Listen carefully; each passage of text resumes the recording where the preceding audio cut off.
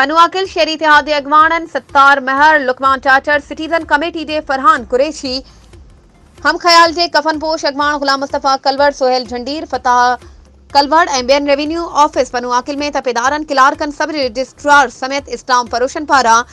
मथे अमलदारन के आशीर्वाद से खातेदारन आबादगारन का मुबैना तौर से फोती खाते विक्रे के सर्टिफिकेट दाखिला रजिस्ट्री कराइण समेत हर जायज़ कानूनी कम ते केतरा ई ॾींहं रुलाइण बाद हर जायज़ कम ते ज़बरदस्ती हज़ारे रुपया रिश्वत वसूल करण खिलाफ सख्त एहतजाज कंदे इल्ज़ाम हयो त इन्हनि सां मथा अमलदार मुलविस आहिनि जो ग़रीब आबादगारन खातेदारन का खुलेआम फुरलुट कई वञे पई। हिननि अॻूणे असिस्टेंट मुख्तियार कार के बंगले के रिश्वत ते एक प्राइवेट अस्पताल की इंतजामिया का कब्जो कराइण समेत ऑफिस अंदर क्वार्टर ते जुडिशियल लॉकअप के दीवार वट बिलावल पार्क ते गैर कानूनी कब्जो कराइण समेत Benazir park family park computer सिखिया मरकज समेत मुसाफिर खाना ईदगाह चौक सिद्धूजा चोंगा चौक ते बासर माण्हुनि का सरकारी अमला ते कब्जा कराइण ऐं रिश्वत के आज़ार जो जिम्मेवार रेवेन्यू खाते ऐं पनुआकिल के म्यूनिसिपल इंतजामिया के करार ॾींदे सियासी समाजी अगवाननि माण्हुनि के जायज़ हक़नि लाइ भरपूर हलचल जो ऐलान कयो आहे।